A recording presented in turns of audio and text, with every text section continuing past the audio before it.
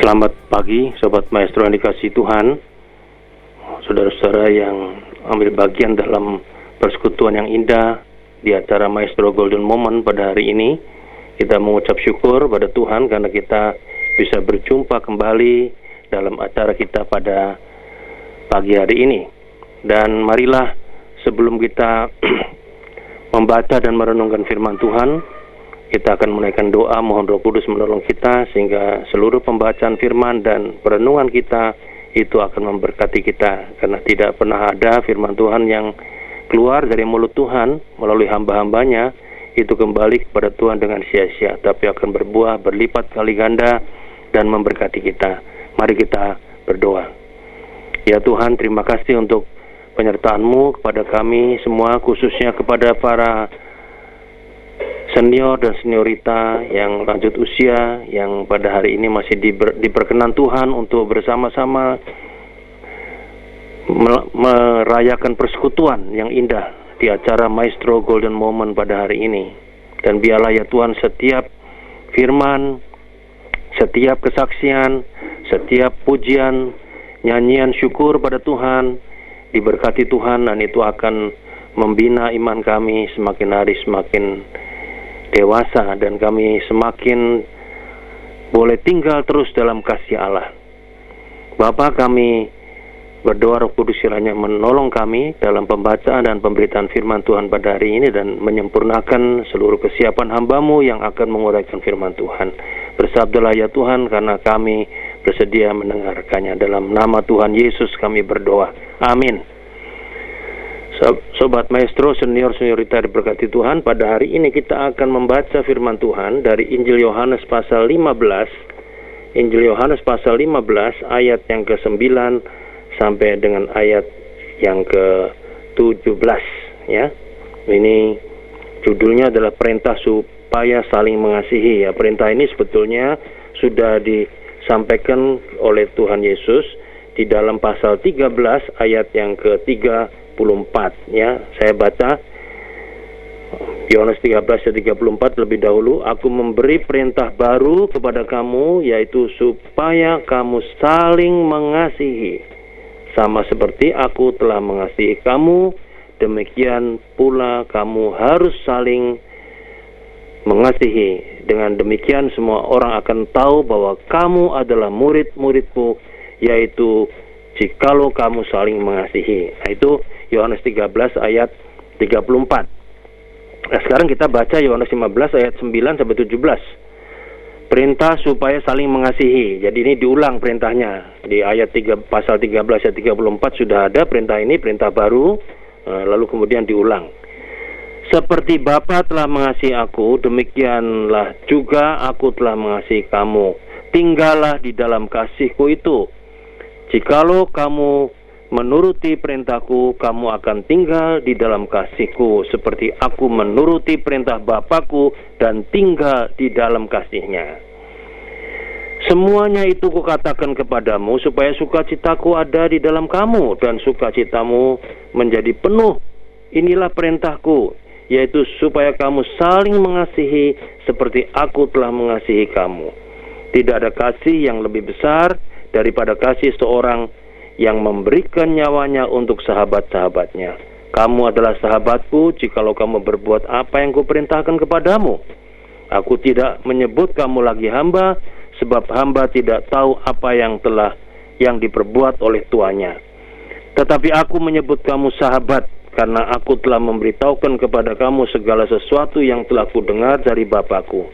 Bukan kamu yang memilih aku, tetapi akulah yang memilih kamu, dan aku telah menetapkan kamu supaya kamu pergi dan menghasilkan buah, dan buahmu itu tetap, supaya apa yang kamu minta kepada Bapa dalam namaku diberikannya kepadamu. Inilah perintahku kepadamu, kasihilah seorang akan yang lain. Nah, itulah bacaan Alkitab kita pada hari ini. Yang berbahagia ialah yang mendengarkan firman Tuhan serta memeliharanya dalam kehidupannya sehari-hari. Tema kita pada hari ini adalah tinggal dalam kasih Allah agar kita saling mengasihi. Ya, saudara-saudara, kalau kepada kita diberikan pertanyaan, ya, apakah kita cinta betul kepada pasangan kita, ya. Ya tentu ada yang mengatakan, pasti kita mengatakan cinta betul. Sebab kalau enggak, pasti ada yang enggak beres. Dan kalau kita melihat pada saat-saat terakhir ini, kita melihat begitu banyak pasangan-pasangan yang tidak cinta betul kepada pasangannya, kan? Karena itu dengan mudahnya mereka kemudian melakukan perpisahan, ya. Baru-baru kita juga mendengar seorang Bill Gates, ya, seorang orang yang kaya raya di seluruh dunia ini, itu sudah menikah 27 tahun, ternyata kemudian berpisah mereka, ya. Jadi ada yang nggak beres, ya, kita nggak tahu apa sebabnya. Ya, mengapa kita cinta betul kepada pasangan kita? Karena kita kenal betul juga pasangan kita. Ya, kalau kita nggak kenal, tidak mungkin kita cinta kalau nggak kenal. Nah, pertanyaan serupa barangkali bisa ditanyakan kepada kita, kenal nggak kepada Tuhan Yesus kita ini? Cinta nggak dia kita ini? Ya, pasti tidak ada orang Kristen yang mengatakan tidak cinta. Ya, kalau kita cinta pasangan kita, kita kenal betul, kita rindu betul, ingin selalu dekat, selalu ingin melayani pasangan kita, membahagiakan pasangan kita. Jadi kalau kita mengatakan kita cinta Yesus, berarti kita kenal dia.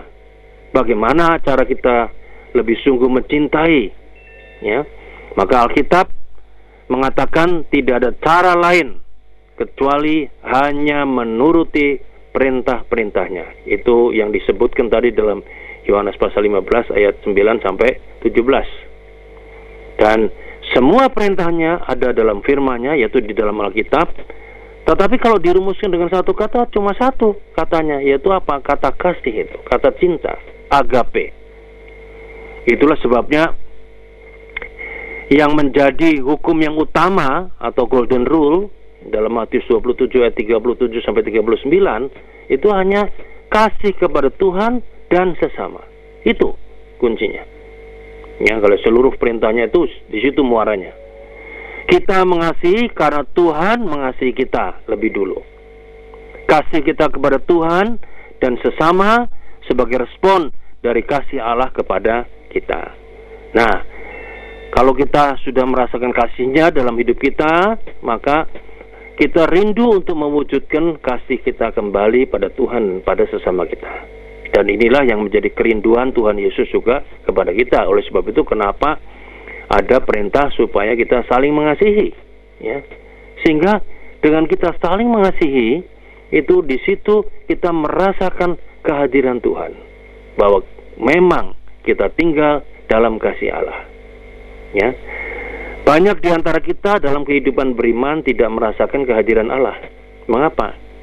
Karena kita kenal Tuhan, kita cinta Dia, tapi kita tidak menuruti perintah-perintahnya. Terutama perintah yang baru ini, yaitu saling mengasihi. Yohanes 13 ayat 34 dan kemudian Yohanes 15 ayat yang ke-9 dan 10. Nah, mari kita renungkan apa sih tinggal dalam kasih Allah itu. Ya, panggilan untuk tinggal dalam kasih Allah itu adalah merupakan panggilan hakiki bagi umat Tuhan sebagai persekutuan, sebagai komunitas anak-anak Allah, sebagai murid-murid Tuhan Yesus, ya. Sebab kalau kita tidak tinggal di dalam kasih Allah, maka itu ibarat minggu lalu kita sudah mendengar tentang bagaimana kita itu hubungannya dengan Tuhan ibarat pokok anggur dan ranting. Jadi kalau kita tidak tinggal di dalam kasih Allah, itu ibarat ranting yang terputus dari pokok anggur. Dan kita bisa bayangkan apa yang terjadi, yaitu bahwa kita tidak akan menghasilkan apa-apa. Ya, kita tidak bisa berbuat apa-apa, kita tidak bisa berbuah apa-apa. Perbuatan kita nol besar di mata Tuhan. Ya. Nah, panggilan untuk tetap tinggal di dalam kasih Allah ini adalah panggilan yang tidak gampang diwujudkan di tengah-tengah dunia sekarang ini. Kenapa? Karena dunia yang diwarnai dengan menguatnya egoisme, individualisme, hedonisme, ya seperti sekarang ini. Tetapi juga karena dituntut melakukan perintah saling mengasihi, ya. Jadi itu yang paling penting. Ini ada perintah baru, saling mengasihi. Kalau sudah ada perintah lama itu golden rule, hukum yang terutama, hukum kasih, tapi ada perintah baru, yaitu perintah saling mengasihi. Panggilan ini memang tidak gampang, tetapi bukan berarti tidak dapat kita lakukan, ya. Karena tidak mudah memang, karena tantangannya besar. Dibutuhkan kesungguhan, kemauan keras, ketulusan. Sebab sebagai murid-murid Kristus kita dipanggil, dipilih, diutus menghasilkan buah-buah kebaikan bagi dunia. Kita dipanggil bukan hanya untuk tinggal dalam kasih Allah, menikmati kasih Kristus, tapi juga membagikan itu kepada semua orang. Nah, jadi menyadari bahwa panggilan itu adalah sangat sulit, kita diajak terus-menerus apa? Mendekatkan diri pada Kristus, bersandar pada kasih-Nya, berjalan bersamanya. Kalau pakai istilah Yohanes 15 ayat 9, kita harus tinggal dalam kasih-Nya. Ya, kalau kita tidak pernah tinggal dalam kasih-Nya, kita tidak bisa mampu untuk menyatakan, mewujudkan perintah baru. Ya, hanya karena kita tinggal dalam kasih-Nya, Dia yang akan memampukan kita untuk dengan tulus saling mengasihi, bukan karena terpaksa, tapi sebagai sebuah kerinduan, kesadaran untuk diwujudkan. Ya, ini memang tidak gampang, ya, karena kita harus terus tinggal dalam kasih Kristus. Nah, kasih Kristus yang di dalamnya kita tinggal itu, maka itu akan membuat kasih itu melampaui batas-batas, ya, yang ada, ya, batas golongan, batas agama, suku, ras, bahkan musuh sekalipun, ya. Jadi karena Tuhan itu hakikatnya kasih. Kalau kita tinggal di dalam kasih Tuhan, kita mesti meneladani itu, kita mengalirkan itu dalam hidup kita sehari-hari, ya. Upah dari mengasihi Yesus dengan cara yang benar adalah bahwa Yesus itu akan tinggal diam di dalam kita. Dan kalau Yesus dan Bapa diam dalam diri kita, maka orang-orang sekitar kita akan menikmati kehadiran Tuhan Yesus dalam diri kita, sehingga kita bisa memancarkan perintah tadi untuk saling mengasihi kepada sesama kita manusia. Nah, seniorita yang diberkati Tuhan, dalam praktek saling mengasihi ini seringkali sulit. Karena justru ketika kita mau mengasihi, kadang-kadang atau seringkali Tuhan menempatkan orang-orang yang menjengkelkan ada di sekeliling kita. Ya, kita sangat mudah mengasihi orang dengan baik kalau orang itu baik pada kita, kalau orang itu menyenangkan kita. Ya, ketika kita masuk dalam lingkungan persekutuan jemaat kita, seringkali kita menghadapi kenyataan yang jauh berbeda dari impian. Kita seringkali menyaksikan bukan orang-orang yang rela berkorban untuk kebaikan orang lain, tapi kita melihat orang-orang yang suka mengorbankan orang lain demi kepentingan diri sendiri. Yang kita saksikan bukan orang-orang yang mengasihi orang lain, meskipun orang yang dikasihi itu tidak layak dikasihi, tetapi kita melihat orang-orang yang mengasihi orang lain supaya orang itu dapat menerima balasan kasih dari orang yang dikasihi tadi. Tetapi Tuhan mengajarkan kita untuk mengasihi dengan cara Tuhan mengirimkan orang-orang yang sulit dikasihi. Mungkin orang-orang yang menyebalkan kita, orang-orang yang sering membuat kita tersinggung, orang-orang yang mungkin mau menjatuhkan kita. Ya, itu kenyataannya.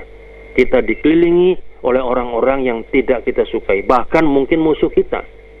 Tetapi firman Tuhan mengatakan, kasihilah musuhmu dan doakanlah mereka yang menganiaya kamu. Saya memberi contoh, kita mesti belajar dari tiram atau kerang. Tiram itu menerima gangguan dari luar dirinya, yaitu berupa butiran pasir. Tetapi dia rela, dia menerimanya, bahkan mengubahnya menjadi sebuah mutiara. Maka kita pun juga belajar untuk mengubah gangguan dan apa saja yang tidak kita sukai dari luar menjadi sebuah mutiara, sehingga apa? Kita bisa tetap merasa tinggal di dalam kasih Allah. Sehingga kalau kita tetap tinggal dalam kasih Allah, maka orang lain menikmati kehadiran Tuhan melalui kita dalam hidup kita sehari-hari. Nah, dalam pengertian tinggal di dalam kasih Allah itu terkandung perintah saling mengasihi. Dan ini maksudnya adalah supaya apa? Kalau kita mau tetap tinggal dalam kasih Allah, itu harus ada ketaatan pada perintah saling mengasihi sebagai suatu perintah yang baru. Mengapa saya katakan demikian? Karena antara tinggal dalam kasih Allah dan kita diperintah untuk saling mengasihi, itu dapat saya gambarkan seperti sebuah atau sekeping mata uang. Ya, mata uang itu kan terdiri dari dua sisi yang berbeda, namun tidak bisa dipisahkan. Keduanya saling melengkapi, menyempurnakan. Jikalau kita tinggal dalam kasih Allah, tetapi kita tidak bisa saling mengasihi, maka kasih Allah itu mati. Demikian pula, jika kita bisa saling mengasihi, tetapi tidak didasarkan pada tinggal dalam kasih Allah, maka kegiatan yang kita lakukan untuk saling mengasihi itu kosong sebetulnya. Cuma sekedar perbuatan lahiriah yang kosong. Ya. Jadi tanpa keduanya, hidup kita akan terasa hampa. Bahkan itu bagaikan gong yang berkumandang dan canang yang gemerincing. Nah, pada Yohanes 15 ayat 9-17, kita belajar tentang tema tinggal dalam kasih Allah agar kita saling mengasihi. Nah, ini memerlukan dua level proses yang harus kita lalui. Yaitu apa? Pertama level motivasi dan yang kedua level aplikasi. Yaitu untuk tinggal dalam kasih Allah itu motivasi kita. Di situ motivasi kita awal. Dan untuk menuruti perintah Yesus saling mengasihi, itu adalah aplikasinya. Saling mengasihi adalah tahap aplikasi. Berarti tidak bisa tidak saling mengasihi harus kita jalankan sebagai wujud ketaatan pada perintahnya. Menaati perintahnya berarti menjalani sebuah gaya hidup saling mengasihi. Dan ini penting jika kita ingin tetap tinggal dalam persekutuan yang terus-menerus dengan Tuhan. Ya. Saya teringat akan ajaran Mahatma Gandhi. Ada dua motivasi atau pemicu seseorang dalam melakukan sebuah perintah untuk ditindaklanjuti. Yaitu apa? Yang pertama takut dan yang kedua cinta. Jadi motivasi seorang melakukan perintah itu ada karena takut. Banyak, kalau kita melihat banyak pengemudi kendaraan bermotor tiba-tiba tertib, membereskan seat beltnya, memakai helm, berada pada jalurnya, tidak menyerobot marka jalan dan seterusnya. Mengapa? Ya oleh karena dia melihat di depannya ada seorang anggota polisi lalu lintas. Bagaimana jika tidak ada? Kita bisa menjawab sendiri. Atau seorang anak belajar mati-matian, apa alasannya? Karena takut nilainya jelek, takut tidak lulus. Atau seorang karyawan bekerja rajin, mengapa? Karena ada atasannya. Jika tidak ada atasannya yang melihat, ya mungkin akan malas kerja, atau mungkin dia kelihatan kerja tapi sebetulnya dia sibuk dengan gadgetnya untuk main game, untuk Facebookan, Twitteran, Instagraman dan sebagainya. Ya, seorang beribadah dan rajin melayani di gereja, mengapa? Karena takut nggak masuk surga. Ya, nah ini motivasi karena takut.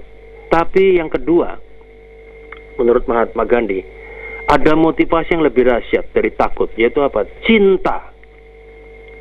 Ketika kita dirasuki cinta, maka yang mengalir keluar dari diri kita bukan lagi untuk memuaskan keakuan atau keegoan kita, melainkan memberdayakan dan membahagiakan orang lain. Jika kita mencintai sesama, maka sudah pasti kita akan tertib di jalan raya. Ada atau tidak polisi lalu lintas, kita akan taat perintah. Sebab ketika kita nggak taat, risikonya adalah orang lain bisa menjadi korban. Itu motivasi cinta. Jika seorang siswa mencintai pelajarannya, ia akan sungguh-sungguh belajar. Ia akan menjadi haus dengan pelajaran itu. Jika seorang karyawan mencintai pekerjaannya, maka ia akan all out bekerja. Jika seorang mencintai Tuhannya, maka ibadah itu menyenangkan.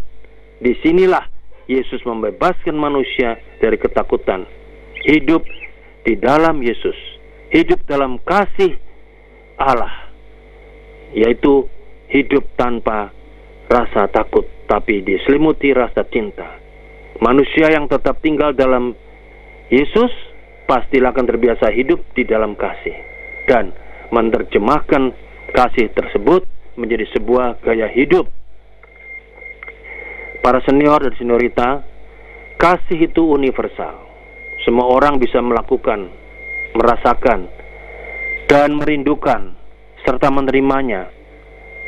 Pengakuan bahwa pengikut Yesus adalah anak Allah akan terbukti manakala ia dengan motivasi tulus dapat saling mengasihi sesamanya. Jika setiap murid Kristus melakukannya, maka apa yang dilakukan Petrus terhadap Kornelius dalam Kisah 10, di mana Petrus itu adalah orang Yahudi, Kornelius adalah orang Italia, tapi mereka bisa bersahabat, saling mengasihi. Ya, kita melihat bahwa di dalam Mazmur juga bagaimana Allah itu mengasihi bukan hanya orang Israel, tapi juga orang-orang yang lain, bangsa-bangsa lain, di mana Allah itu adalah Allah yang penuh kasih, mengasihi, berbela rasa, dan itu berarti apa? Murid-muridnya harus mencerminkan figur Allah yang seperti itu. Dalam kehidupan kita di gereja, seringkali kita mengatakan kita mengasihi, tapi itu hanya sekedar formalitas. Ya, kita tidak memegang dan melakukan perintah Kristus. Mungkin kita banyak bohong, banyak munafik, bahwa seolah-olah menaati perintahnya, tapi sebetulnya tidak demikian. Ya, karena itu diperlukan konsistensi antara perkataan kasih dan ketaatan untuk memegang dan melakukan segala perintahnya. Jika ini terjadi, Allah akan datang dan diam dalam diri kita, dan kehidupan kita pasti menjadi berkat bagi semua orang, bagi keluarga, bagi orang lain, bagi kota kita, dan bahkan juga bagi Indonesia. Saya kadang-kadang suka berpikir begini, kenapa sih murid-murid Tuhan itu nggak maju-maju dalam iman? Karena orang-orang Kristen ini tidak taat pada perintah-perintahnya, tidak nurut. Jadi dari diri kita sendiri kita melakukan banyak perbuatan daging yang hanya membuahkan kejahatan. Ya, kalau kita sendiri begitu jahat, kehidupan kita membuat orang lain kecewa, maka kita tidak bisa menjadi berkat. Ini semua bertentangan dengan perintah Tuhan Yesus untuk saling mengasihi. Dan perlu kita ingat bahwa jikalau kita melakukan perbuatan daging, ya, maka sebetulnya kita sedang memasuki wilayah kerajaan iblis, dan firman Tuhan itu tidak ada dalam diri kita. Kita tidak tinggal dalam kasih Allah. Dan kalau bayangkan kalau kita masuk wilayah kerajaan iblis, maka pasti kita tidak mendapat bagian dalam kerajaan Allah. Maka marilah kita menghayati tema ini dan mengaplikasikannya, ya, bahwa kita terus akan tinggal dalam kasih Allah, seperti ranting yang tinggal dalam pokok anggur, supaya kita bisa melakukan perintah yang baru, yaitu saling mengasihi. Tuhan memberkati kita. Amin.